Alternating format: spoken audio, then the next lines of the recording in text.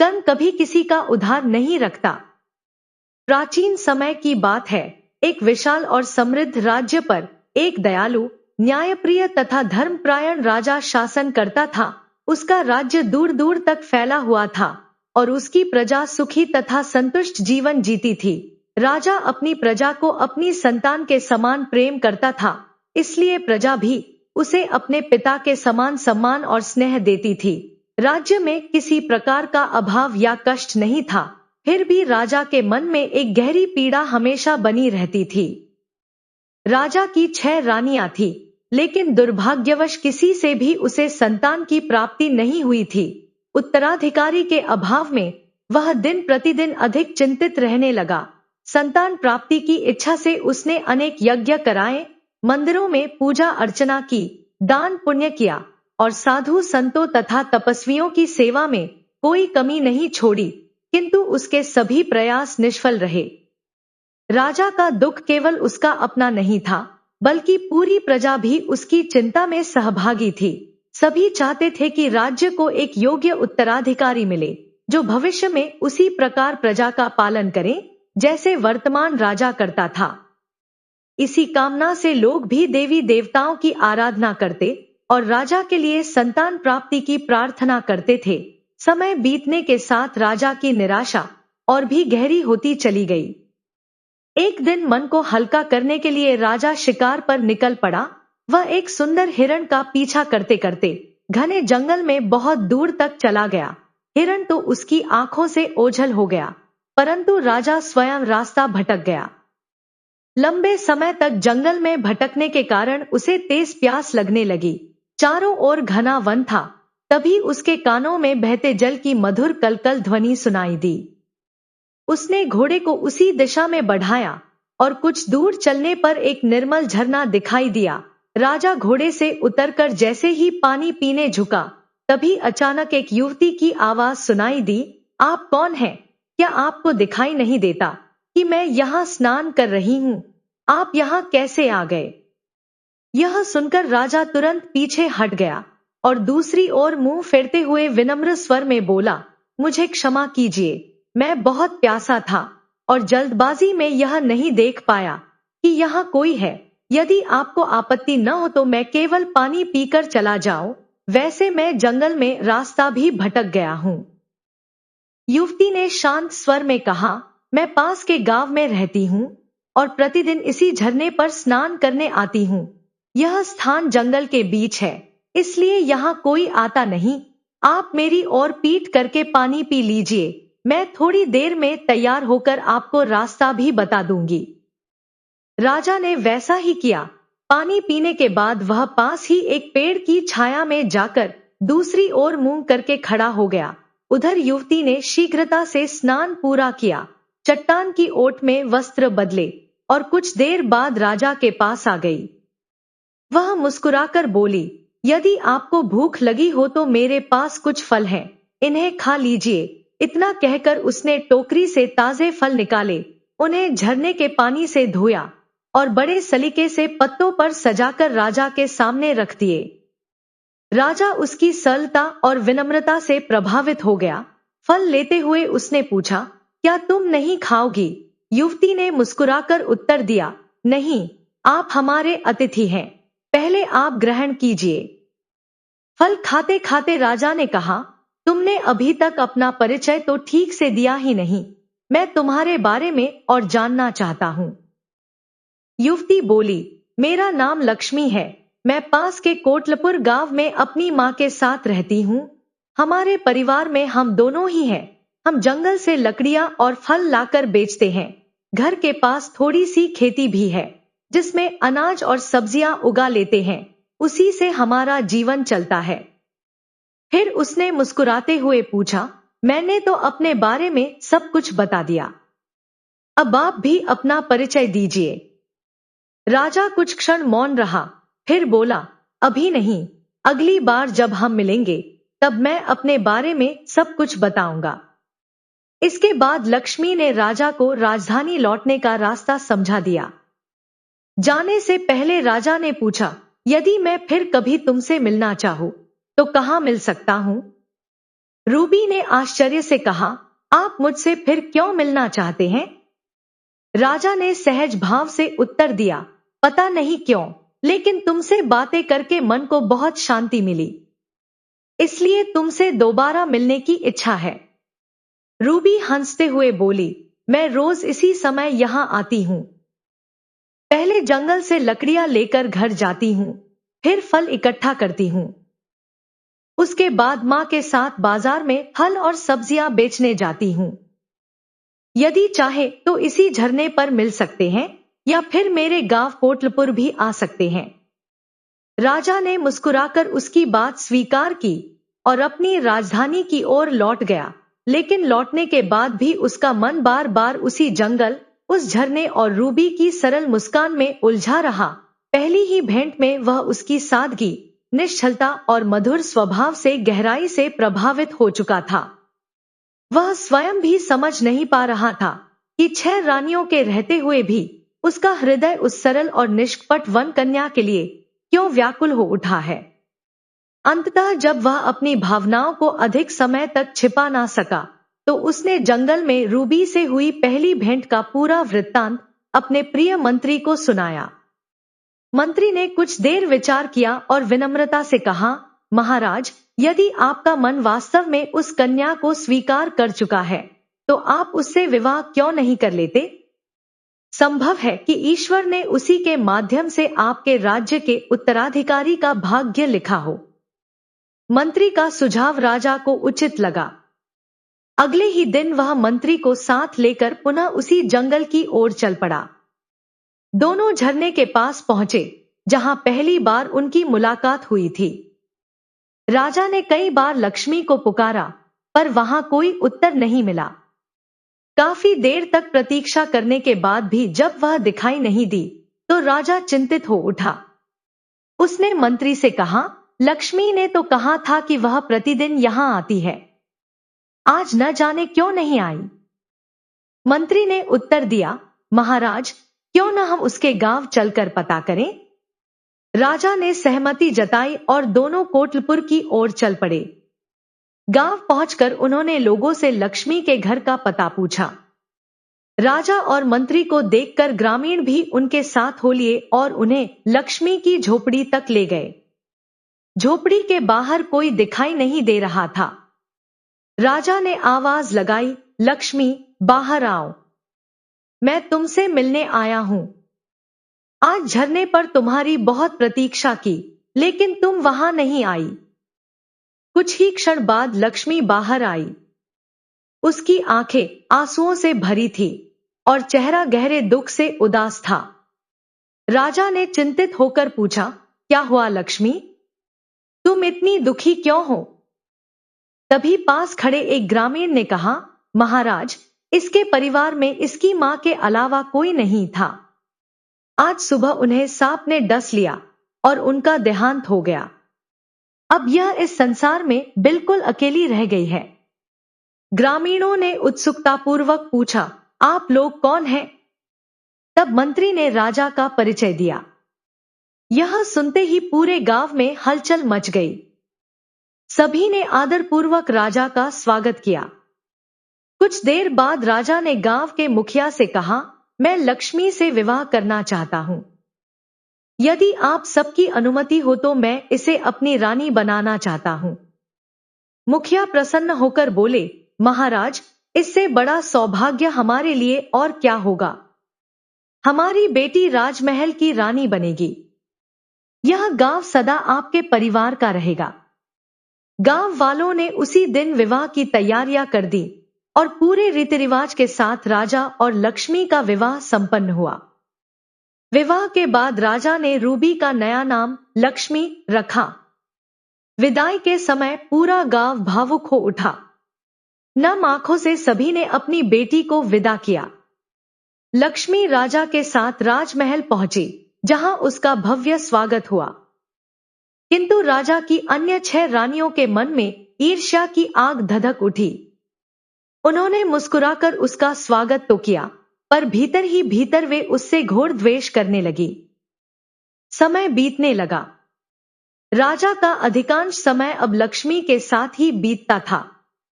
लक्ष्मी अत्यंत सरल, विनम्र और निष्कपट स्वभाव की थी। उसे अपनी सौतनों के मन में छिपी ईर्ष्या और वैर का तनिक भी आभास नहीं था। वह उन्हें अपनी बड़ी बहनों का सम्मान देती और पूरे मन से उनका आदर करती रही।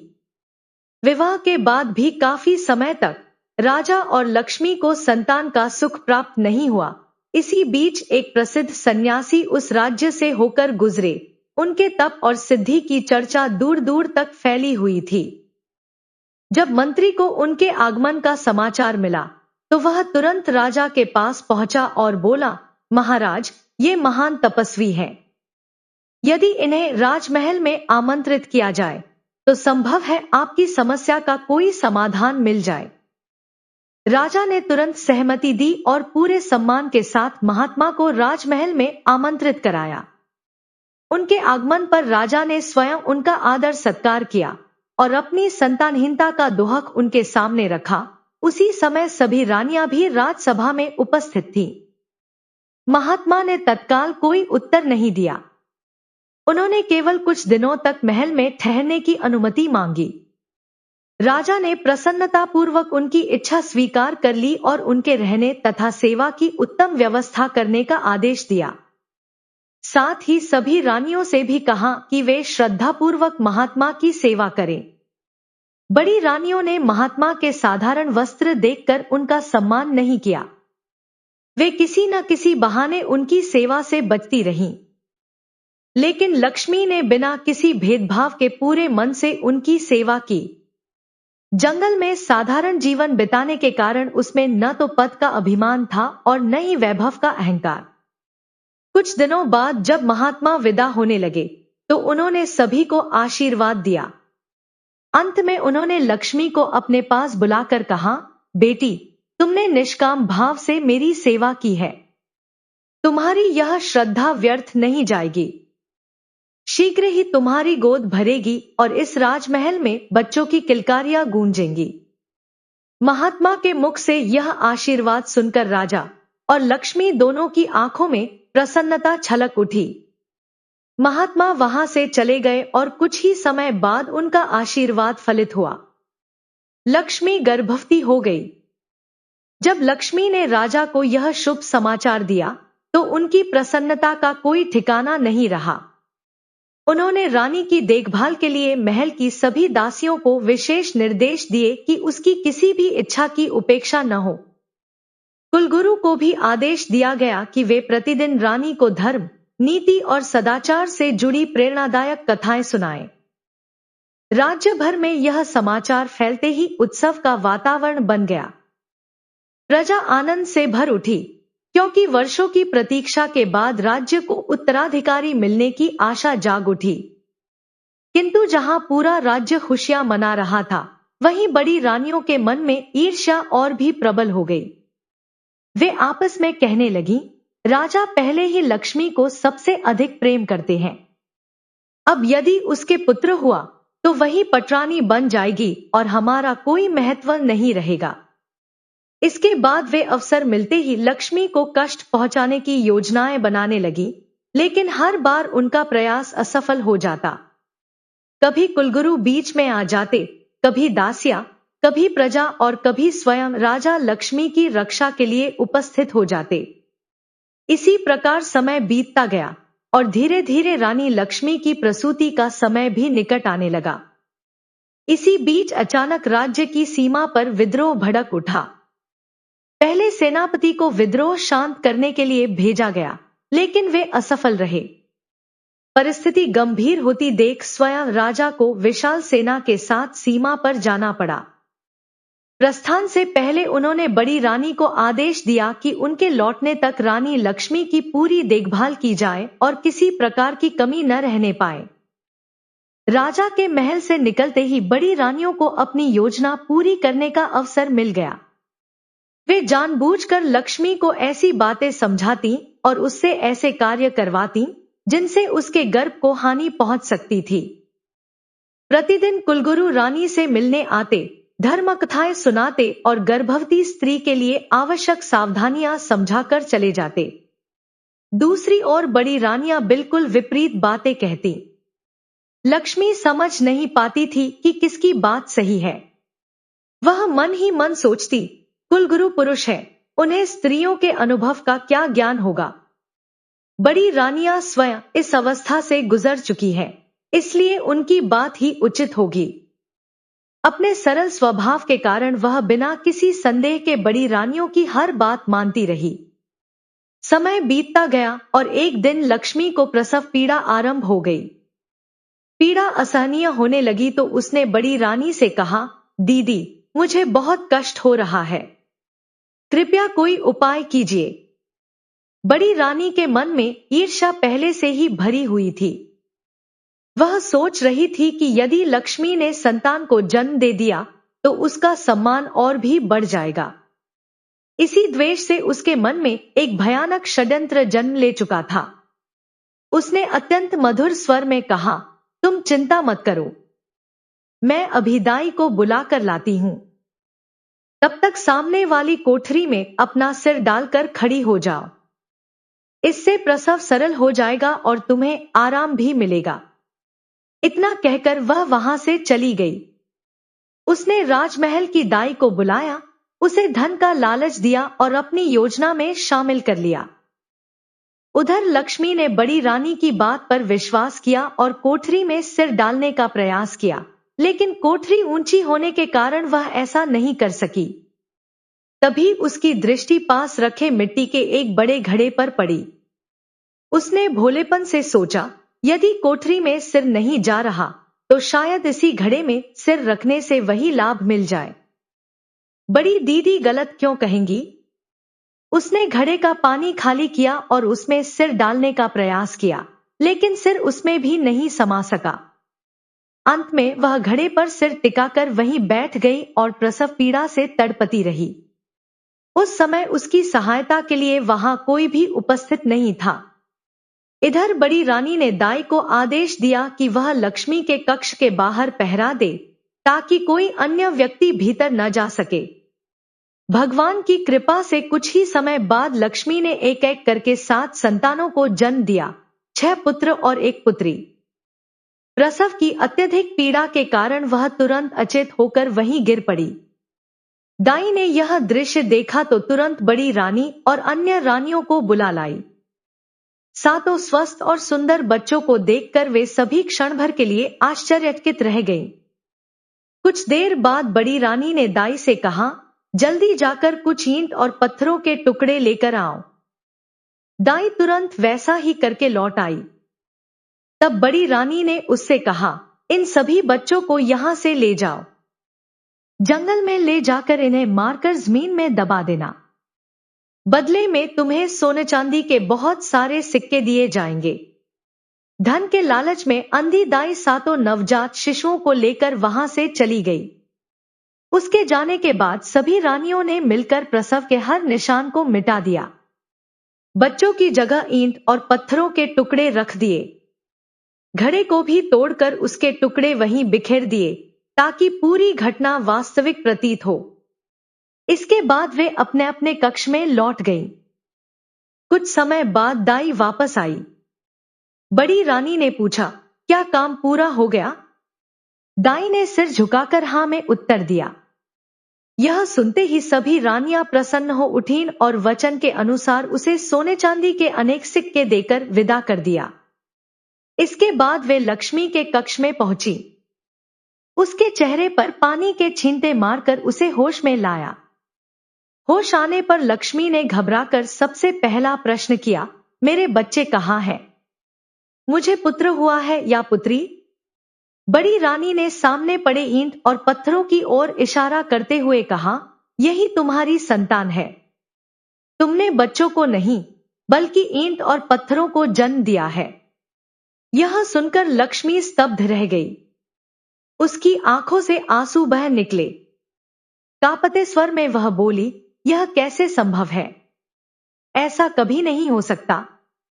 मैंने अवश्य किसी बच्चे को जन्म दिया होगा। बड़ी रानी ने कठोर स्वर में कहा, यदि तुम्हें विश्वास नहीं है तो स्वयं देख लो, यही तुम्हारी संतान है। इतना कहकर उन्होंने वे सभी ईंट और पत्थर एक थैले में भर दिए। लक्ष्मी गहरे सदमे में थी। उसे कुछ भी समझ नहीं आ रहा था कि उसके साथ यह सब कैसे हो गया। कुछ ही समय में यह झूठी बात पूरे राजमहल में फैला दी गई कि छोटी रानी ने बच्चों के स्थान पर ईंट और पत्थरों को जन्म दिया है। उधर राजा युद्ध में विजय प्राप्त कर राजधानी लौट आए। उनके स्वागत के लिए भव्य तैयारियां की गईं, लेकिन वातावरण में वह उल्लास नहीं था जिसकी उन्होंने अपेक्षा की थी। लोगों के चेहरे किसी अनजानी चिंता से भरे हुए दिखाई दे रहे थे। राजमहल पहुंचने पर सभी रानियों ने उनका स्वागत किया। लक्ष्मी का चेहरा अत्यंत उदास था, जबकि अन्य रानियां भीतर ही भीतर प्रसन्न दिखाई दे रही थी। यह विचित्र दृश्य देखकर राजा चिंतित हो उठे। उन्होंने लक्ष्मी की ओर देखते हुए स्नेहपूर्वक पूछा, रानी लक्ष्मी, क्या बात है? आप इतनी उदास और व्यथित क्यों दिखाई दे रही हैं? रानी लक्ष्मी कुछ कह पाती, उससे पहले ही बड़ी रानी ने बात संभाल ली। उसने दुखी होने का अभिनय करते हुए कहा, महाराज, यह दुखी कैसे न होगी? आज इसका सारा भेद खुल चुका है। राजा उनकी बात समझ नहीं पाए। उन्होंने आश्चर्य से पूछा, आप कहना क्या चाहती हैं? स्पष्ट बताइए, क्या रानी का प्रसव नहीं हुआ? पटरानी ने बनावटी पीड़ा के साथ उत्तर दिया, महाराज, आपके जाने के बाद हमें बहुत बड़ा धोखा मिला। यह भोले चेहरे वाली लक्ष्मी वैसी बिल्कुल नहीं निकली जैसी हमने समझी थी।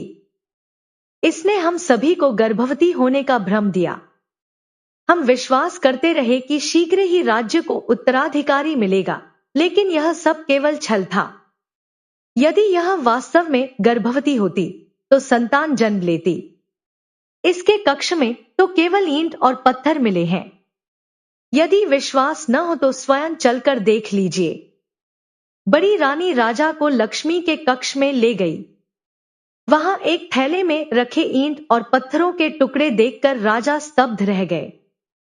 कुछ क्षण तक वे उन्हें देखते रहे, फिर बोले, यह कैसे संभव है? किसी मनुष्य के गर्भ से ईंट और पत्थर कैसे जन्म ले सकते हैं?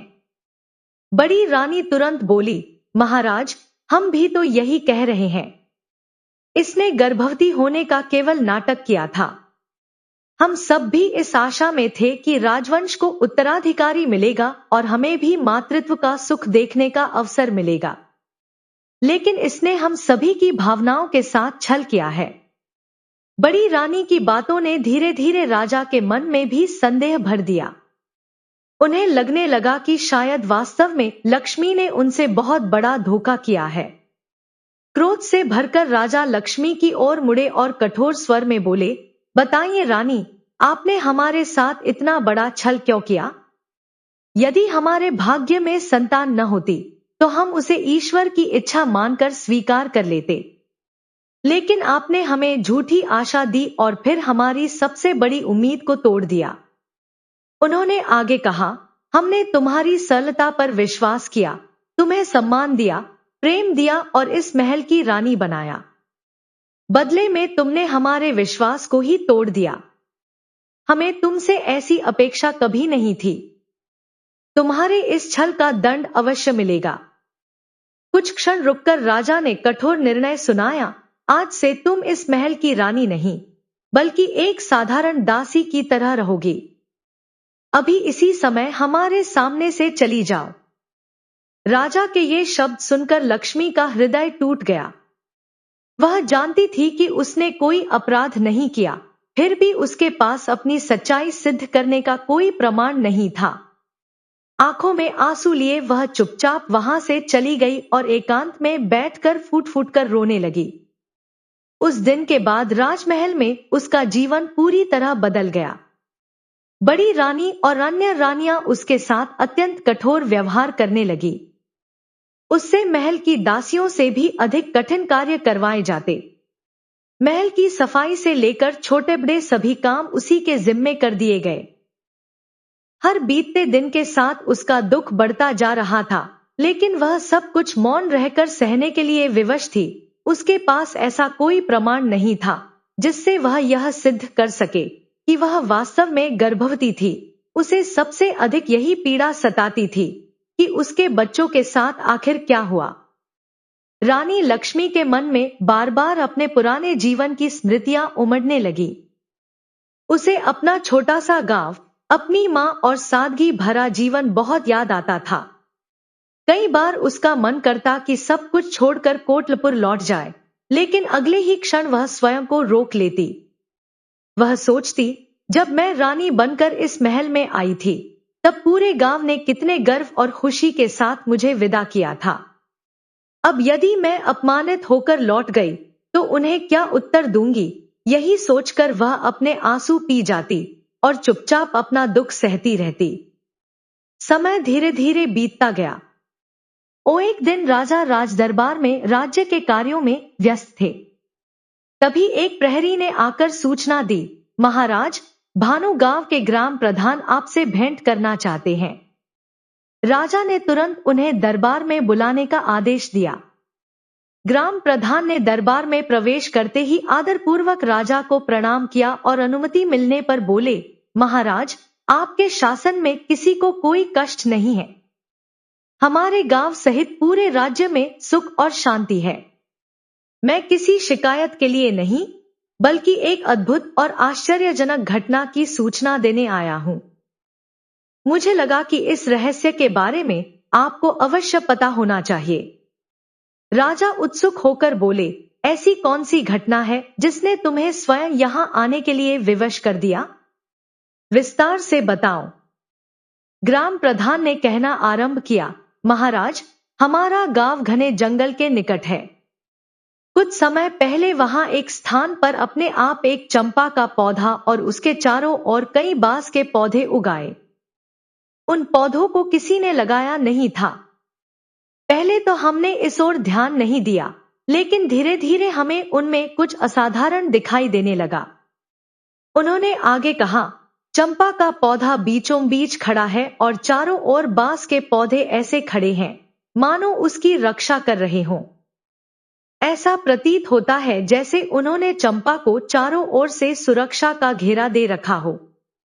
इससे भी अधिक आश्चर्य की बात यह है कि चंपा का पौधा सैकड़ों फूलों से लदा रहता है, लेकिन आज तक कोई व्यक्ति उसका एक भी फूल नहीं तोड़ सका। जो फूल स्वयं झड़कर नीचे गिर जाते हैं, वे अत्यंत सुगंधित होते हैं और लोग उन्हें श्रद्धा से उठा लेते हैं। किंतु जैसे ही कोई व्यक्ति फूल तोड़ने के लिए हाथ बढ़ाता है, चंपा की सारी डालियां अचानक आकाश की ओर इतनी ऊंची उठ जाती हैं कि उन्हें छूना भी असंभव हो जाता है। राजा और पूरा दरबार आश्चर्य से एक दूसरे का मुख देखने लगा। ग्राम प्रधान ने आगे कहा, महाराज, सबसे विचित्र बात तो यह है कि उस समय चंपा और बांस के पौधों से मनुष्यों जैसी स्पष्ट आवाजें भी सुनाई देती हैं। राजा ने अविश्वास से पूछा, क्या सचमुच पौधे मनुष्य की तरह बोलते हैं? वे क्या कहते हैं? ग्राम प्रधान ने उत्तर दिया, महाराज, जैसे ही कोई व्यक्ति फूल तोड़ने के लिए हाथ बढ़ाता है, चंपा के पौधे से आवाज आती है, बास भैया, गांव के लोग फूल तोड़ने आए हैं। क्या मैं इन्हें फूल दूं या आकाश में चली जाऊं? तब बांस के पौधों से उत्तर मिलता है, नहीं बहन, आकाश में चली जाओ। इतना सुनते ही चंपा की डालियां ऊपर उठ जाती हैं। फिर चाहे कोई कितना भी लंबा डंडा क्यों न ले आए, वह फूलों तक नहीं पहुंच सकता। ग्राम प्रधान ने आगे बताया, महाराज, आसपास के अनेक गांवों के लोग भी इस चमत्कार को देखने आए। सभी ने फूल तोड़ने का प्रयास किया, लेकिन कोई भी सफल नहीं हुआ। अब लोग उस पौधे को आकाश चंपा के नाम से पुकारने लगे हैं। राजा ने पूरी बात ध्यान से सुनी और फिर मंत्री की ओर देखते हुए कहा, मंत्री जी, आप स्वयं वहां जाइए। पूरी घटना की जांच करके सच्चाई का पता लगाइए और लौटकर हमें विस्तार से बताइए। मंत्री ने आज्ञा स्वीकार की और उसी समय ग्राम प्रधान के साथ भानु गांव के लिए रवाना हो गए। मंत्री के जाने के बाद भी दरबार में उपस्थित सभी लोग उसी रहस्यमय घटना की चर्चा करते रहे।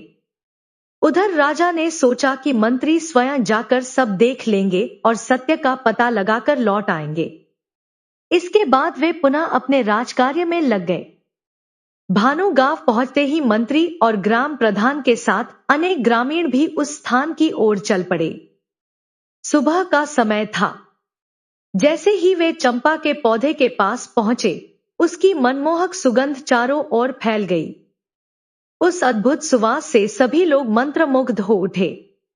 मंत्री ने देखा कि ग्राम प्रधान ने जो कुछ बताया था वह बिल्कुल सत्य था। बीच में चंपा का पौधा था और उसके चारों ओर बांस के पौधे सुरक्षा घेरे की तरह खड़े थे। चंपा की डालियां सामान्य ऊंचाई पर थी और फूल मंत्री के हाथों की पहुंच में थे।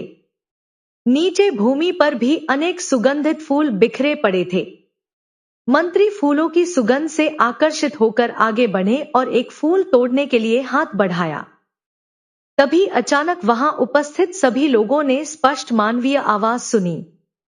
चंपा के पौधे से आवाज आई, हे बास भैया। तुरंत बांस के पौधों की ओर से उत्तर मिला, हाँ बहन चंपा। फिर चंपा बोला, हमारे मंत्री जी फूल तोड़ने आए हैं। क्या मैं इन्हें फूल दूं या आकाश में चली जाऊं? क्षण भर बाद सभी बांस के पौधों से एक साथ आवाज गूंजी, नहीं बहन चंपा, आकाश में चली जाओ। यह वही मंत्री हैं जिन पर हमारी मां की रक्षा का दायित्व था, लेकिन इन्होंने अपना कर्तव्य पूरा नहीं किया। इनके सामने मत झुको और इन्हें एक भी फूल मत लेने देना। इतना सुनते ही चंपा की सारी डालियां तेजी से ऊपर उठ गईं। मंत्री ने बहुत प्रयास किया, किंतु वे एक भी फूल तक नहीं पहुंच सके। इसके बाद बांस के पौधों से फिर आवाज आई, मंत्री जी लौट जाइए। आप राजकार्य तो संभाल सकते हैं, लेकिन किसी की जिम्मेदारी निभाना नहीं जानते। हमारी मां रानी लक्ष्मी गर्भावस्था के अंतिम दिनों में कैसी थी, उन्हें किस प्रकार की कठिनाइयां थी और उनका प्रसव कैसे होगा, यह जानने का प्रयास आपने कभी नहीं किया। आपने अपने कर्तव्य की उपेक्षा की है, इसलिए हम आपको एक भी फूल नहीं देंगे। यह सब सुनकर मंत्री स्तब्ध रह गए। उन्हें एक और बोलते हुए पौधों का आश्चर्य था, तो दूसरी ओर उनके हृदय में गहरी आत्मग्लानि भी जाग उठी। उन्हें याद आया कि वे प्रतिदिन केवल औपचारिक रूप से रानी का हालचाल पूछकर लौट आते थे। उन्होंने कभी यह सुनिश्चित नहीं किया कि प्रसव के समय उसकी उचित देखभाल हो रही है या नहीं। अब उन्हें पहली बार अपनी भूल का गहरा एहसास हुआ। उनके मन में एक गंभीर संदेह भी जन्म लेने लगा कि कहीं रानी लक्ष्मी के साथ कोई भयानक षड्यंत्र तो नहीं रचा गया था। मंत्री के मन में अनेक प्रश्न उठ रहे थे। उन्होंने विनम्रता से पौधों से पूछा, यदि हमसे कोई भूल हुई है तो कृपया बताइए। हमारी गलती क्या थी और उसका प्रायश्चित कैसे किया जा सकता है? यदि हमसे कोई अपराध हुआ है तो उसे सुधारने का अवसर अवश्य दीजिए। लेकिन इस बार चंपा और बांस के पौधों की ओर से कोई उत्तर नहीं आया। मंत्री ने बार बार उनसे बातचीत करने का प्रयास किया। उन्होंने अनेक प्रश्न पूछे, परंतु चारों ओर केवल मौन छाया रहा। चंपा की डालियां अब भी आकाश की ओर उठी हुई थी। निराश होकर मंत्री वहां से लौटने लगे। जाते जाते उन्होंने गांव वालों से कहा, मैं आज ही महाराज को यहाँ की पूरी घटना बताऊंगा। मुझे विश्वास है कि वे स्वयं इस रहस्य का पता लगाने अवश्य आएंगे। राजधानी लौटकर मंत्री ने राजा को एक एक बात विस्तार से सुनाई। उन्होंने गंभीर स्वर में कहा, महाराज, अब मुझे पूरा विश्वास हो गया है कि राजमहल में कोई गहरा षड्यंत्र अवश्य हुआ है। मुझे अपनी ही लापरवाही पर ग्लानि हो रही है। आज उन पौधों की बातें सुनकर ऐसा प्रतीत हुआ कि रानी लक्ष्मी के साथ कुछ ऐसा हुआ जिसकी हमें आज तक जानकारी नहीं है। उन्होंने आगे कहा, मैंने उनसे सच्चाई जानने का बहुत प्रयास किया, लेकिन उन्होंने आगे कुछ नहीं बताया। इसलिए मेरा विनम्र निवेदन है कि आप स्वयं वहां चले। संभव है कि आपके सामने आकाश चंपा इस रहस्य का पूरा पर्दाफाश कर दे। राजा ने मंत्री की पूरी बात ध्यान से सुनी और कहा, ठीक है, हम स्वयं वहां जाएंगे और अपनी सभी रानियों को भी साथ लेकर चलेंगे। जो भी सत्य होगा वह वहीं सामने आ जाएगा। मंत्री कुछ क्षण मौन रहे, फिर बोले, महाराज, यदि आप छोटी रानी का मुख नहीं देखना चाहते तो मत देखिए, लेकिन कृपया उन्हें भी अपने साथ अवश्य ले चलिए। मुझे पूरा विश्वास है कि इस षड्यंत्र का संबंध उन्हीं से है। अनजाने में मैं भी अपनी लापरवाही के कारण इस अपराध का भागी बन गया हूं। शायद ईश्वर मुझे अपनी भूल सुधारने का एक अवसर देना चाहते हैं।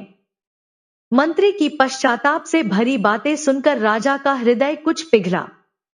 उन्होंने कहा, ठीक है मंत्री जी, यदि आपकी यही इच्छा है तो उन्हें भी साथ ले जाया जाएगा, लेकिन इतना ध्यान रहे कि वे हमारे सामने न आए। इसके बाद आकाश चंपा के पास जाने का दिन और समय निश्चित कर दिया गया। निर्धारित दिन राजा अपने पूरे राज परिवार और प्रमुख सभासदों के साथ भानु गांव के लिए रवाना हुए। सबसे आगे राजा का रथ था, जिसमें उनके साथ पटरानी बैठी थी। पीछे शेष 5 रानियों की पालकियां चल रही थी। राजा के आदेशानुसार रानी लक्ष्मी को दासियों के साथ जाना था, लेकिन मंत्री ने उनका सम्मान बनाए रखा। उन्होंने अपनी पत्नी और परिवार की महिलाओं के साथ लक्ष्मी के लिए अलग पालकी की व्यवस्था की। मंत्री के मन में अब भी अपनी भूल का गहरा पश्चाताप था। उन्हें पूरा विश्वास हो चुका था कि रानी लक्ष्मी ने कभी राजा को धोखा नहीं दिया। उनके साथ अवश्य कोई भयानक छल हुआ था। उन्हें यह भी यकीन था कि रानी ने संतान को जन्म दिया था, किंतु राजमहल में किसी गहरे षड्यंत्र के कारण पूरी सच्चाई छिपा दी गई। राजा का विशाल काफिला भानु गांव पहुंचा और जंगल के निकट पड़ाव डाला गया। गांव के लोग पूरे राज परिवार के स्वागत में जुट गए। अगली सुबह सभी लोग आकाश चंपा के पौधे के पास पहुंचे। वहां पहले की तरह सुगंधित फूल धरती पर बिखरे हुए थे और उनकी मनमोहक महक पूरे वातावरण में फैली हुई थी। उस अद्भुत सुगंध से सभी लोग आनंदित हो उठे। राजा स्वयं भी उस रहस्य को जानने के लिए अत्यंत उत्सुक थे। सभी 6 रानियां उनके निकट बैठी थी, जबकि रानी लक्ष्मी मंत्री की पत्नी के साथ कुछ दूरी पर बैठी थी। तभी पटरानी ने राजा से कहा, महाराज, यदि आज्ञा हो तो मैं इस चंपा के कुछ फूल तोड़ लूं। राजा ने मुस्कुराकर अनुमति दे दी। यह सुनकर दूसरी, तीसरी और अन्य रानियों ने भी फूल तोड़ने की इच्छा प्रकट की। राजा ने सभी को अनुमति देते हुए कहा, सबको अवसर मिलेगा। सबसे पहले सबसे छोटी रानी फूल तोड़ेंगी। पटरानी ने भी सहमति जताई और सबसे छोटी रानी को आगे बढ़ने का संकेत दिया। जैसे ही वह रानी फूल तोड़ने के लिए आगे बढ़ी और उसने अपना हाथ चंपा की ओर बढ़ाया, तभी स्पष्ट मानवीय आवाज गूंजी, रानी, ठहर जाइए। हमारी अनुमति के बिना आप हमारे फूल नहीं तोड़ सकती। अचानक आई इस आवाज से रानी के हाथ वहीं रुक गए। वहां उपस्थित सभी लोग स्तब्ध रह गए। फिर चंपा के पौधे से आवाज आई, बास भैया, हमारी सबसे छोटी सौतेली मां फूल तोड़ने आई है। बताइए, मैं इन्हें फूल दूं या आकाश में चली जाऊं? बांस के पौधों से उत्तर मिला, नहीं बहन चंपा, आकाश में चली जाओ। ये तुम्हें छूने के योग्य भी नहीं है। क्या तुम्हें याद नहीं कि इन्होंने हमारी मां के साथ कितना अन्याय किया था? इनके लिए अपने फूल मत झुकाना। इतना सुनते ही चंपा की सारी डालियां ऊपर उठ गईं और फूल सबकी पहुंच से बाहर हो गए। निराश होकर वह रानी वापस लौट आई। उसके बाद क्रमशः 5वीं, चौथी, तीसरी और दूसरी रानी ने भी फूल तोड़ने का प्रयास किया, लेकिन हर बार वही हुआ। चंपा की डालियां आकाश की ओर उठ जाती और कोई भी एक फूल तक नहीं तोड़ पाता। अंत में स्वयं पटरानी आगे बढ़ी। उन्होंने गर्व से कहा, मैं इस राज्य की महारानी हूं। इस राज्य में जो कुछ भी है, उस पर सबसे पहला अधिकार मेरा है। इसलिए चंपा, अपनी डालियां नीचे झुकाओ और मुझे फूल लेने दो। तभी चंपा के पौधे से फिर आवाज आई, बास भैया, हमारी सौतेली मां हमें आदेश दे रही है और धमका भी रही है। क्या हमें इनकी बात मान लेनी चाहिए? बांस के पौधों से गंभीर स्वर में उत्तर मिला, नहीं बहन, इन्हें तुम्हें आदेश देने का कोई अधिकार नहीं है। ये इस राज्य की महारानी अवश्य है, लेकिन हम इनके राज्य की प्रजा नहीं है और न ही कोई निर्जीव वस्तु है जिन पर इनका अधिकार हो। कुछ क्षण रुककर बांस की आवाज फिर गूंजी, क्या तुम्हें याद नहीं कि हमारी मां को सबसे अधिक कष्ट इन्हीं ने दिया था? इन्हीं के आदेश पर हमें जंगल में मरने के लिए भेजा गया था। जो स्वयं मातृत्व का धर्म न निभा सके वह महारानी कहलाने योग्य नहीं होती। रानी तो समस्त प्रजा की मां होती है, लेकिन इन्होंने तो अपनी ही संतान के साथ घोर अन्याय किया। ऐसी स्त्री के हाथों में तुम्हारे पवित्र और सुगंधित फूल कभी नहीं जाने चाहिए। सभी लोगों के सामने यह कठोर सत्य सुनकर पटरानी का सिर लज्जा से झुक गया। राज परिवार, सभासदों, सैनिकों, ग्रामीणों और प्रजा के सामने इस प्रकार अपमानित होना उसके लिए अत्यंत पीड़ादायक था। क्रोध से उसका मन भर उठा। एक पल के लिए उसके मन में आया कि बांस और चंपा के उन पौधों को तुरंत कटवा दिया जाए, लेकिन परिस्थितियां ऐसी थी कि वह कुछ भी नहीं कर सकती थी। विवश होकर वह चुपचाप लौटकर अपने स्थान पर बैठ गई। कुछ ही क्षणों बाद चंपा की डालियां फिर से नीचे आ गईं और सामान्य ऊंचाई पर स्थिर हो गईं। अब स्वयं राजा उठे। वे धीरे धीरे चंपा के पौधे के पास पहुंचे और जैसे ही फूल तोड़ने के लिए अपना हाथ आगे बढ़ाया, तभी चंपा के पौधे से स्पष्ट आवाज सुनाई दी, नहीं महाराज, ऐसा करने का विचार भी मत कीजिए। आपको रोकने के लिए मुझे अपने बांस भैया से अनुमति लेने की आवश्यकता नहीं है। यदि वे अनुमति भी दे दें, तब भी मैं आपके हाथों में नहीं आऊंगी। इसलिए कृपया अपने हाथ पीछे कर लीजिए और फूल तोड़ने का विचार त्याग दीजिए। यह सुनकर राजा गहरे आश्चर्य में पड़ गए। वे सोचने लगे कि आखिर ऐसी कौन सी बात है जिसके कारण चंपा उन्हें रोकने के लिए अपने भाइयों की अनुमति तक आवश्यक नहीं समझ रही। राजा ने शांत स्वर में पूछा, मैं इस राज्य का राजा हूं।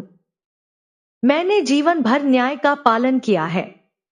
अपनी प्रजा को हमेशा अपनी संतान की तरह माना है और कभी किसी के साथ अन्याय नहीं किया। मैंने तो किसी पशु पक्षी तक को कष्ट पहुंचाने की इच्छा नहीं की। फिर तुम मुझे इस प्रकार क्यों रोक रही हो? चंपा के पौधे से गंभीर स्वर में उत्तर मिला, महाराज, आप कहते हैं कि पूरी प्रजा आपकी संतान है, लेकिन आपने हमेशा दूसरों की बातों पर विश्वास किया, स्वयं कभी सत्य जानने का प्रयास नहीं किया। कुछ क्षण रुककर वह फिर बोली, आपने प्रजा को अपनी संतान माना, पर अपनी वास्तविक संतान की खोज खबर लेने का कभी प्रयास नहीं किया। आपने कभी यह जानने की कोशिश नहीं की कि आपके बच्चे कहाँ हैं, किस अवस्था में हैं और उनके साथ क्या हुआ। चंपा के पौधे की आवाज फिर गूंजी, महाराज, जो अपनी गर्भवती पत्नी की रक्षा नहीं कर सका, जिसने एक निर्दोष और सच्ची नारी पर विश्वास करने के स्थान पर उसे धोखेबाज समझ लिया और उसे रानी से दासी बना दिया, वह अनजाने में हमारी मृत्यु के षड्यंत्र का भी भागीदार बन गया। जब आप अपनी पत्नी और होने वाली संतान की रक्षा नहीं कर सके, तो दूसरों की सुरक्षा का दावा कैसे कर सकते हैं? राजा ने गंभीर स्वर में पूछा, क्या अब तुम्हारे फूल कोई भी नहीं तोड़ पाएगा? चंपा ने उत्तर दिया, इस प्रश्न का उत्तर जानने का अधिकार आपको नहीं है। आप अपने राज्य में लौट जाइए और अपने कर्तव्यों का पालन कीजिए। आपकी प्रजा निश्चित रूप से आपकी संतान के समान है, लेकिन उसी प्रजा की चिंता करते करते आप अपनी वास्तविक संतान की रक्षा नहीं कर सके। यह सुनकर राजा निरुत्तर हो गए। उनके पास कहने के लिए कोई शब्द नहीं बचा। वे चुपचाप लौटकर अपने स्थान पर बैठ गए। तभी मंत्री ने विनम्रता से कहा, महाराज, यदि आज्ञा हो तो एक बार रानी लक्ष्मी को भी फूल तोड़ने का अवसर दिया जाए। राजा कुछ कहते उससे पहले ही पटरानी बोल उठी, मंत्री जी, जिन फूलों को स्वयं महाराज नहीं तोड़ सके, उन्हें यह धोखेबाज स्त्री कैसे तोड़ पाएगी? मंत्री ने प्रश्नभरी दृष्टि से राजा की ओर देखा। अब तक हुई सारी घटनाओं ने राजा के मन में भी संदेह उत्पन्न कर दिया था। उन्हें लगने लगा कि कहीं वास्तव में लक्ष्मी के साथ कोई भयानक षड्यंत्र तो नहीं हुआ था। अंततः उन्होंने सत्य जानने का निश्चय किया और मंत्री को अनुमति दे दी। राजा बोले, ठीक है मंत्री जी, रानी लक्ष्मी को चंपा के पौधे के पास ले जाइए। मंत्री ने आदरपूर्वक लक्ष्मी से कहा, रानी जी, कृपया एक बार आप भी फूल तोड़ने का प्रयास कीजिए। लक्ष्मी उठीं और चंपा के पौधे की ओर देखा। उसकी डालियां अब भी बहुत ऊंचाई पर थी। उन्होंने संकोच से कहा, मंत्री जी, मेरे हाथ इतनी ऊंचाई तक कैसे पहुंचेंगे? मंत्री मुस्कुराए और बोले, आप केवल वहां तक चलकर जाइए। आपसे पहले भी अनेक लोगों ने प्रयास किया है। यदि आपसे भी फूल न टूटे तो कोई बात नहीं, लेकिन एक बार प्रयास अवश्य कीजिए। मंत्री की बात सुनकर लक्ष्मी धीरे धीरे चंपा के पौधे के पास पहुंची। उन्होंने फूल तोड़ने का प्रयास नहीं किया। पहले उन्होंने बड़े स्नेह से पौधे के तने को स्पर्श किया और उसे प्रेमपूर्वक सहलाने लगी। उस स्पर्श से उनके मन को एक अद्भुत शांति और अपनापन अनुभव हुआ। उसी क्षण चंपा के पौधे से भर्राई हुई आवाज सुनाई दी, हे बास भैया। बास ने स्नेहपूर्वक पूछा, क्या बात है बहन चंपा? तुम्हारी आवाज इतनी भावुक क्यों है? चंपा ने रूंधे हुए स्वर में कहा, हमारी मां हमें स्पर्श करने आई है। उनके इस प्रेमपूर्ण स्पर्श से मेरा हृदय आनंद और ममता से भर गया है। मेरा मन चाहता है कि मैं अपने सभी फूल मां के चरणों में अर्पित कर दूं। अब आप ही बताइए, मुझे क्या करना चाहिए? तभी सभी बांस के पौधों से एक साथ मधुर आवाज आई, बहन चंपा, तुम्हारे मन में जो भावना है वही उचित है। मां के चरणों से बढ़कर कोई तीर्थ नहीं होता। जाओ, अपने सारे फूल उनके चरणों में समर्पित कर दो। इतना सुनते ही एक अद्भुत दृश्य उपस्थित हुआ। चंपा की सभी डालियां धीरे धीरे झुककर रानी लक्ष्मी के चरणों तक आ गईं। देखते ही देखते उन पर फूलों की वर्षा होने लगी। कुछ ही क्षणों में लक्ष्मी सिर से पांव तक चंपा के सुगंधित पुष्पों से ढक गईं। वे भावुक होकर आंसू बहाने लगी और प्रेम से चंपा की डालियों को सहलाती रहीं। यह दृश्य देखकर वहां उपस्थित राजा, मंत्री, सभासद, सैनिक, ग्रामीण और समस्त राज परिवार भाव विभोर हो उठा। अनेक लोगों की आंखों से आंसू बह निकले। राजा स्वयं आगे बने और गंभीर स्वर में बोले, तुम कौन हो? क्या तुम देवता हो, किन्नर हो या किसी अन्य लोक के प्राणी? तुमने किसी को अपने फूलों का स्पर्श तक नहीं करने दिया, लेकिन रानी लक्ष्मी पर स्वयं फूलों की वर्षा कर दी। इस रहस्य का कारण क्या है? कृपया हमें सब कुछ स्पष्ट बताओ। इस बार चंपा के पौधे से अत्यंत शांत और स्पष्ट स्वर में उत्तर मिला, राजन, मैं और ये 6 बांस आपके ही पुत्र पुत्रियां हैं। हम सातों भाई बहन एक साथ जन्मे थे। मेरे 6 बड़े भाई हैं और मैं सबसे छोटी बहन हूं। कुछ क्षण रुककर चंपा ने आगे कहा, हमारे जन्म के समय हमारी मां असहनीय प्रसव पीड़ा से गुजर रही थी। उन्होंने सहायता के लिए पटरानी से विनती की, लेकिन सहायता करने के स्थान पर उन्हें कोठरी में सिर डालकर खड़े रहने की सलाह दी गई। कोठरी बहुत ऊंची थी। जब मां का सिर उसमें नहीं पहुंच सका तो उन्होंने पास रखे पानी के घड़े में सिर रखने का प्रयास किया। घड़े का मुंह भी छोटा था, इसलिए उनका सिर उसमें भी नहीं जा सका। अंततः वे उसी घड़े पर सिर टिकाकर पीड़ा से तड़पती रहीं, लेकिन उनकी सहायता के लिए कोई आगे नहीं आया। ईश्वर की कृपा से उसी अवस्था में हम सातों भाई बहनों का जन्म हुआ। पटरानी का उद्देश्य यह था कि यदि हमारी मां ऊंचाई पर खड़ी रहेंगी तो हम नीचे गिरकर मर जाएंगे, लेकिन उनकी योजना सफल नहीं हुई और हम सभी जीवित जन्मे। प्रसव की पीड़ा से मां अचेत होकर भूमि पर गिर पड़ी। तभी पटरानी ने एक दाई को धन का लालच देकर हमें जंगल में ले जाकर मार डालने और मिट्टी में दबा देने का आदेश दिया। दाई के जाने के बाद हमारी जगह ईंट और पत्थरों के टुकड़े, माँ के पास रख दिए गए ताकि उन्हें कभी यह पता ही न चल सके कि उन्होंने 7 जीवित बच्चों को जन्म दिया था। इसी कारण वे आज तक यही सोचती रहीं कि उनके बच्चों के साथ आखिर हुआ क्या था। चंपा की बात सुनकर राजा की आंखें पश्चाताप से भर उठीं। उन्होंने स्वीकार किया कि उन्होंने भी बिना सत्य जाने दूसरों की बातों पर विश्वास किया और एक निर्दोष रानी को धोखेबाज समझकर उसके साथ अन्याय किया। कुछ क्षण बाद राजा ने पूछा, यदि दाई तुम्हें जंगल में मारने के लिए ले गई थी, तो फिर तुम सब पौधों के रूप में कैसे जीवित रहे? चंपा ने शांत स्वर में उत्तर दिया, महाराज, ईश्वर की लीला बड़ी अद्भुत होती है। दाई हमें लेकर जंगल की ओर आई थी। उसका इरादा हमें मारकर मिट्टी में दबाने का था। राजमहल के बगीचे में ऐसा करने से उसे डर था कि कहीं कोई देख न ले, इसलिए वह हमें इस निर्जन वन में ले आई। जब वह कुदाल से गड्ढा खोद रही थी, तभी आकाश मार्ग से परियों की रानी अपनी सखियों के साथ वन विहार के लिए वहां से गुजर रही थी। उनकी दृष्टि हम पर पड़ी और उन्होंने तुरंत हमें अपने संरक्षण में ले लिया। उसी समय उनकी दिव्य शक्ति से इतनी प्रचंड आंधी चली कि दाई कुछ भी नहीं देख सकी। उसने हमें बहुत खोजा, लेकिन जब हम कहीं दिखाई नहीं दिए तो वह भयभीत हो गई। उसे लगा कि शायद आंधी हमें उड़ाकर कहीं ले गई है।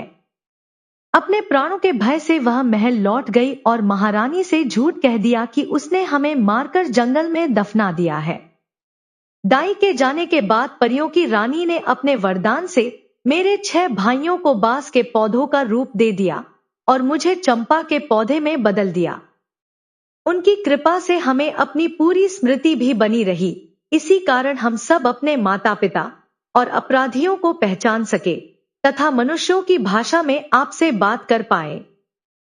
राजा ने आशा से पूछा, क्या तुम सब अपने वास्तविक रूप में वापस आ सकते हो? चंपा ने उत्तर दिया, हाँ महाराज, इसका उपाय है। हमारी माता प्रत्येक बांस से एक एक पत्ती और मेरे पौधे से एक पत्ती तोड़े। उन 7 पत्तियों को एक साथ गोलाकार रखकर परियों की रानी का स्मरण करें और प्रार्थना करें, हे परी रानी, मेरे बच्चों को मुझे लौटा दीजिए। यदि यह प्रार्थना सच्चे मन से की जाएगी तो हम सभी अपने वास्तविक स्वरूप में लौट आएंगे। यह सुनते ही रानी लक्ष्मी आगे बढ़ी। उन्होंने 6 बांसों और चंपा के पौधे से एक एक पत्ती लेकर उन्हें श्रद्धापूर्वक गोलाकार रखा। फिर हाथ जोड़कर आंखें बंद की और भाव विभोर होकर बोली, हे परी रानी, आपका यह उपकार मैं जीवन भर नहीं चुका सकती। आपने इतने वर्षों तक मेरे बच्चों की रक्षा की।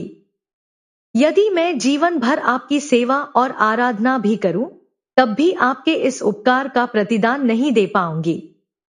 अब मुझ पर कृपा कीजिए और मेरे बच्चों को मुझे वापस लौटा दीजिए। जैसे ही उनकी प्रार्थना समाप्त हुई, वहां एक अद्भुत चमत्कार हुआ। देखते ही देखते चंपा और बांस के सभी पौधे विलीन हो गए।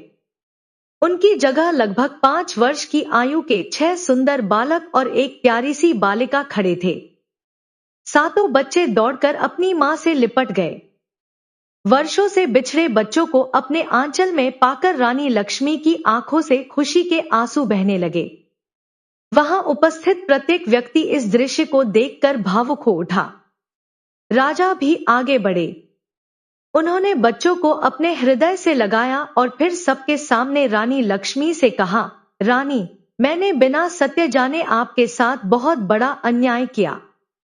मैंने आपके विश्वास को ठेस पहुंचाई और आपको अपमानित जीवन जीने के लिए विवश किया। इसके लिए मैं आपसे हृदय से क्षमा मांगता हूं। आज से आप पुनः इस राज्य की पटरानी होंगी। इसके बाद राजा ने कठोर स्वर में घोषणा की, शेष 6 रानियां राजकुमारों और राजकुमारी की हत्या का षड्यंत्र रचने की दोषी हैं। इसलिए इन्हें मृत्युदंड दिया जाता है। उन्होंने महामंत्री की ओर देखते हुए आदेश दिया, मंत्री जी, हमारे आदेश का तत्काल पालन किया जाए। तभी रानी लक्ष्मी ने अपने आंसू पोंछे और बच्चों को सीने से लगाए हुए बोली, महाराज, आज मेरे जीवन का सबसे बड़ा सुखद दिन है। वर्षों बाद मुझे मेरे बच्चे वापस मिले हैं। मैं नहीं चाहती कि इस शुभ अवसर पर किसी के जीवन का अंत हो।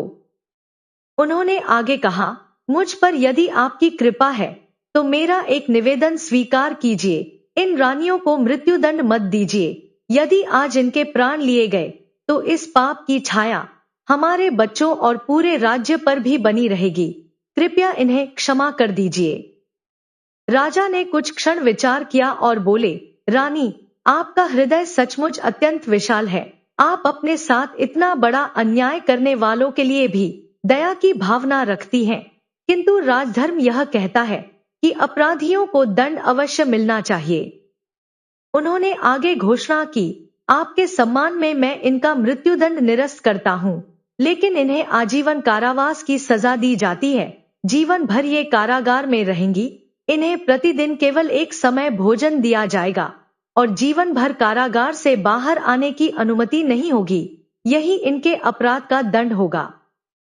इसके बाद राजा और रानी लक्ष्मी ने भानु गांव के ग्रामीणों को सम्मानपूर्वक उपहार प्रदान किए और उनका आभार व्यक्त किया। फिर पूरा राज परिवार राजधानी लौट आया। अब लौटते समय दृश्य पूरी तरह बदल चुका था।